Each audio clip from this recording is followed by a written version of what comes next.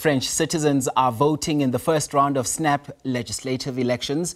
Now, France is the closest it has ever been to having a far-right government since World War II. Now, the anti-immigrant National Rally Party is riding high in opinion polls. The country's President Emmanuel Macron dissolved parliament. He then called for this election after his Centrist Alliance was thrashed by the National Rally Party in European elections. For more on this, we are joined by our reporter, SABC News Correspondent Cullen, who joins us now from Paris. So, Ross, first of all, you know, this is a very big election that has been described as a big gamble. So, first of all, President Macron is also under pressure. Any reason why he took such a drastic decision? Yeah, it's been described as the most consequential election since the 1950s. A really important historic election by the French finance minister. That was what he was saying when he characterised how important this vote is. It's underway. You might be able to see people trickling into the polling station behind me here in the centre of the French capital. Emmanuel Macron said that he wanted to bring clarity by having a new election after his party, as you pointed out, was trounced in the European Union elections earlier this month by the National Rally, the far-right populist party. He said, we now need to go to the polls to have a domestic election, a snap campaign only 3 weeks long, and then hopefully that will be able to give clarity to the National Assembly going forward. But the projections do show that a hung parliament is also a very likely possibility, and that would not bring clarity as Emmanuel Macron hopes.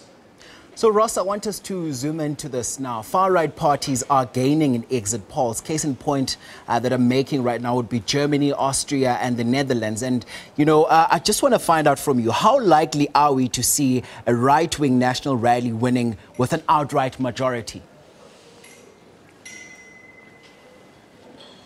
It's a possibility that absolutely cannot be discounted. The projections have shown throughout the campaign over the last 3 weeks that they are in a strong position to do very well in the first round of the French election. There is the possibility as well there could be an outright majority for the National Rally Party after the second round on the 7th of July. But this first round, we are likely to see many MPs getting elected, more than 50% of the vote, and there will be far-right populist MPs among them.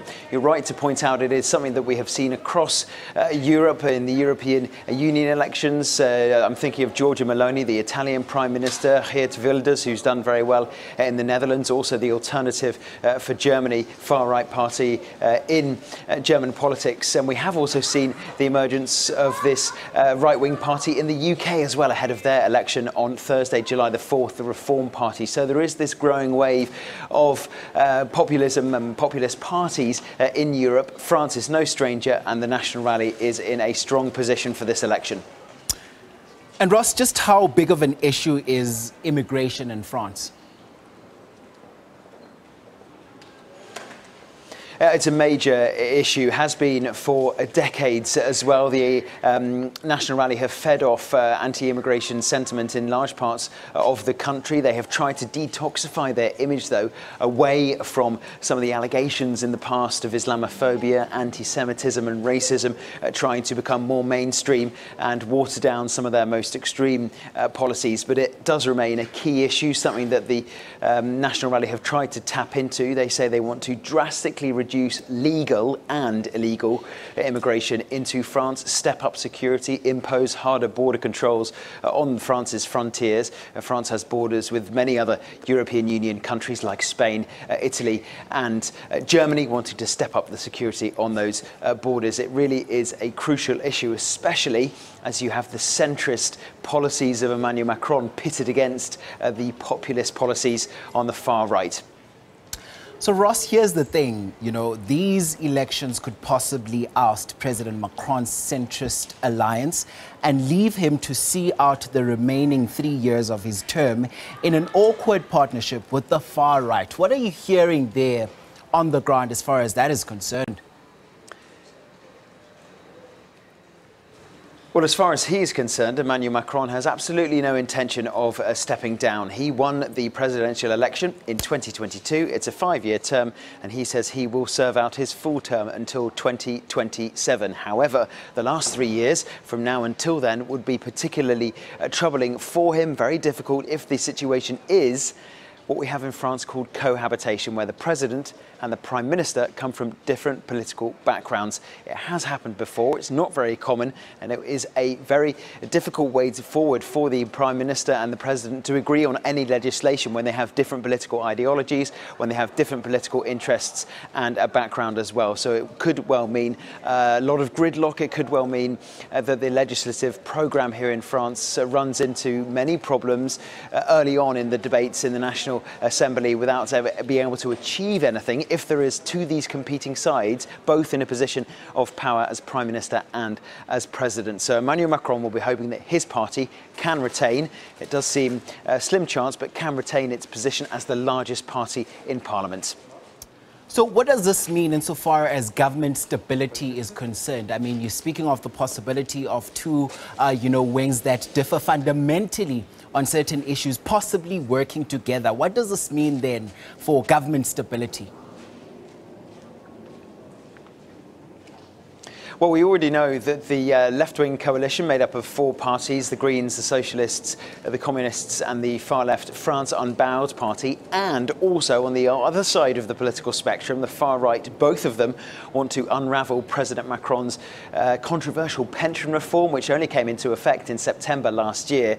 They want to repeal that legislation and remove the increase in the retirement age to 64. They want to bring it back down to 62. So we do know that the opposition, whether it's left or right, wants to get to work on President Macron's reforms and try to unravel those that have been passed already. There's legislation that hadn't yet been passed that's likely to be put on permanent hold. For example, there was a debate going on at the time that Parliament was dissolved to legalise assisted dying. That is of no interest to the far right to pursue that policy for now. They have other interests that they would like to prioritise. So there are other reforms that will be put on hold, and some reforms which will be dismantled entirely if the left-wing coalition or the far right manage to win the election. You know, something that's very interesting about this also happens at a time where we in South Africa are also waiting on that Government of National Unity cabinet announcement. But Ross, also observers say French elections have heightened economic uncertainty and investors are currently uneasy. Just talk to us more about this. Well, the left wing and the rights have both tried to defend their economic policies from these attacks by the government. We have had the analogy drawn by the French finance minister. You might remember just 20 miles to the north of France, the United Kingdom, Liz Truss. She was the prime minister for just 49 days, the shortest lived prime minister in UK history, because during her tenure, a very short tenure, there was a real shock to the British economy from some of her budgetary plans that were announced, and she had to step down. Here they have said, we have seen other economists and also the French finance minister saying something similar could happen to France. There could be a huge shock to the economy if the far right or if the left-wing coalition managed to implement all of their fiscal or financial plans. They say, both sides, that their plans are fully costed. They'll be able to make savings. They'll be able to bring in taxes on the rich, for example, to support people who are less well off. So they believe that their plans are fully financed, but Macron's centrist party believe that there could be, quote, economic carnage if the left wing or the right wing win and impose those fiscal and financial plans. So just a quick one on the elections. Again, the first round is today, the 30th, as well as the second round expected for the 7th of July. When are we likely to see some of those results starting to trickle in? They'd start to trickle in today from around 8 p.m.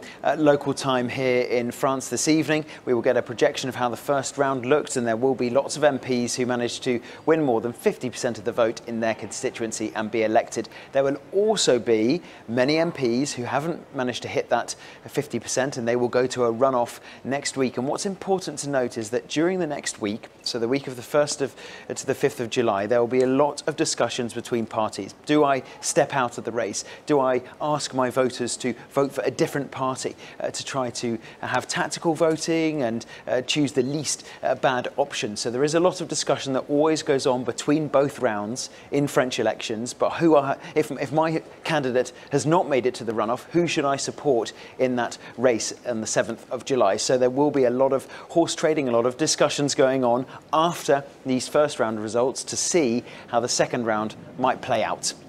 Ross Cullen is SABC News Correspondent there joining us from Paris. Thanks very much indeed for your time.